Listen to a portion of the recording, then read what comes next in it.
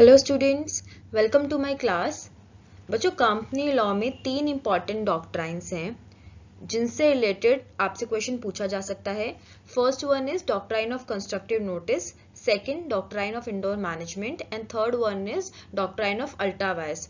आज हम पढ़ेंगे कि डॉक्ट्राइन ऑफ कंस्ट्रक्टिव नोटिस क्या होता है।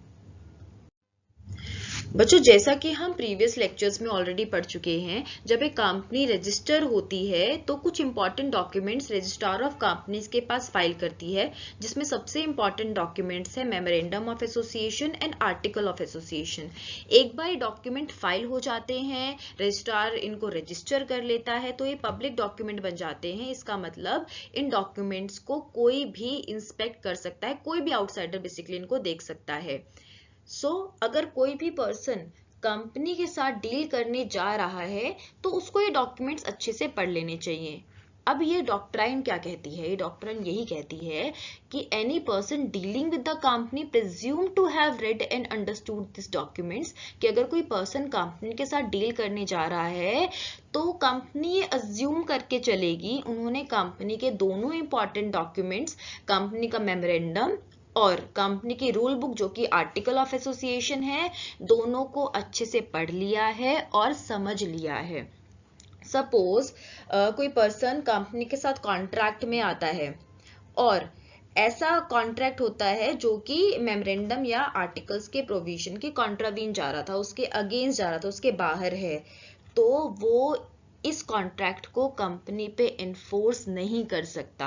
अगर ये केस कोर्ट में कभी भी जाएगा तो ये कंपनी के फेवर में ही डिसीजन आएगा और आउटसाइडर के अगेंस्ट आएगा, बिकॉज लॉ ये कहता है कि हम ये मान के चल रहे हैं आउटसाइडर ने ऑलरेडी डॉक्यूमेंट्स पढ़ लिए हैं। कहते हैं ignorance of law is never an excuse. तो बाद में आउटसाइडर ये नहीं बोल सकता कि आई डिडंट नो, मुझे इस बारे में नहीं पता था। So doctrine of constructive notice कहता है it is a principle under company law that protects the company against outsiders who deal with it. इसका मतलब डिसीजन किसके फेवर में आएगा? कंपनी के फेवर में आएगा और आउटसाइडर के अगेंस्ट आएगा।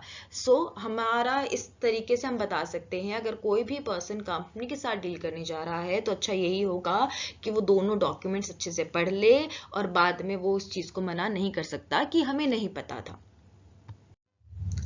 So what is the purpose of this doctrine? First one is to protect the company. बच्चे देखिए, कंपनी एक आर्टिफिशियल पर्सन है, कंपनी का खुद का दिमाग नहीं है, लेकिन कंपनी ने ऑलरेडी एक चार्टर बना दिया था जब कंपनी इनकॉर्पोरेट हुई, जिसमें कंपनी का सारा स्कोप है कि कंपनी क्या कर सकती है क्या नहीं कर सकती। आर्टिकल्स बता दी, इसमें उसके मेंबर्स की, डायरेक्टर्स की अथॉरिटी लिखी हुई है, पावर लिखी हुई है, राइट ड्यूटी सब लिखा हुआ है, हर चीज का प्रोसीजर रूल सब कुछ लिखा हुआ है। अगर कोई भी पर्सन कंपनी ने जो लिखा हुआ है ऑलरेडी, जो अथॉरिटी दी हुई है, उससे बाहर जाके कोई काम करता है उसके लिए वो जिम्मेदार होगा, कंपनी जिम्मेदार नहीं होगी। तो इस तरीके से ये डॉक्ट्राइन कंपनी को प्रोटेक्ट करता है for acts done without authority. दूसरा, it encourages third parties to exercise due diligence. देखिए, ये ना थर्ड पार्टीज को भी सतर्क रहने को बोलता है, क्योंकि अगर कोई भी पर्सन कंपनी के साथ डील करने जा रहा है तो ये कहता भी अच्छे से डॉक्यूमेंट्स पढ़ लो, कंपनी क्या कर सकती है क्या नहीं कर सकती, क्या प्रोसेस है काम करने का। अगर वो नहीं करते ऐसा तो उसके लिए खुद जिम्मेदार होंगे, तो वो एक्स्ट्रा वहां पे डिलीजेंस दिखाएंगे before dealing with the company. बच्चों, अगर आपको डॉक्ट्राइन ऑफ कंस्ट्रक्टिव नोटिस समझना है तो ये क्लैरिटी एक केस से आपको मिल सकती है। लैंडमार्क केस है कोटला वेंकटा स्वामी वर्सेस रामामूर्ति एंड अदर्स का, 1934 का एक केस है मद्रास हाई कोर्ट का। इस केस में क्या होता है, एक कंपनी थी जिसके आर्टिकल ऑफ एसोसिएशन में प्रोविजन था कि जितनी भी डॉक्यूमेंट्स या मॉर्टगेज डीड हैं उन पे 3 लोगों के साइन होने जरूरी है अगर कंपनी के बिहाफ पे उसको आप एग्जीक्यूट कर रहे हो। पहला था कंपनी का एमडी, दूसरा सेक्रेटरी और तीसरा वर्किंग डायरेक्टर। इन तीनों के साइन के बाद ही डीड को वैलिड माना जाएगा। इस केस में क्या होता है, डीड पे सिर्फ 2 ऑफिसर्स के साइन होते हैं, एक सेक्रेटरी और दूसरे वर्किंग डायरेक्टर के साइन। तीसरा मतलब एमडी का साइन मिसिंग था, क्योंकि उस टाइम उस पे कोई क्रिमिनल चार्ज चल रहा था, वो वहां पे अवेलेबल नहीं था। अब होता क्या है, ये डीड फाइनली कोटला वेंकटस्वामी के द्वारा एक्सेप्ट की जाती है। बाद में कुछ टाइम बाद कंपनी वॉलेंटरी लिक्विडेशन में चली जाती है। इसका मतलब कंपनी के जितने भी एसेट्स थे, प्रॉपर्टी थी, उनको सेल किया जाता है। अब ये कंपनी की जो प्रॉपर्टी थी ये सेल हो जाती है राममूर्ति को, जिसको एक्सेप्ट किया था इसकी डीड को वेंकटस्वामी ने। अब जो वेंकटस्वामी था उसने कंपनी के अगेंस्ट लीगल एक्शन ले लिया कि भाई प्रॉपर्टी पे उसका राइट होना चाहिए एक्चुअली में।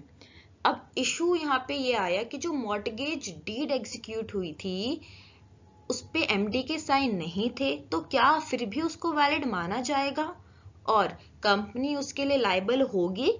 अब जब कोर्ट में ये मामला गया तो कोर्ट ने डिसीजन दिया कि मॉर्टगेज डीड वैलिड नहीं थी, क्योंकि कंपनी के आर्टिकल ऑफ एसोसिएशन के प्रोविजन के अगेंस्ट थी, और क्योंकि वो अगेंस्ट थी कंपनी उसके लिए लायबल नहीं था। कोर्ट ने ये इस बात पे जोर देके बोला कि जो प्लेंटिफ है Kotla Venkataswamy, as an outsider हम ये मान के चल रहे हैं कि उसको आर्टिकल की नॉलेज थी, उसको पढ़ लेना चाहिए था कि भाई 3 ऑफिसर्स के साइन होने चाहिए उस पे, 2 से काम नहीं चलेगा।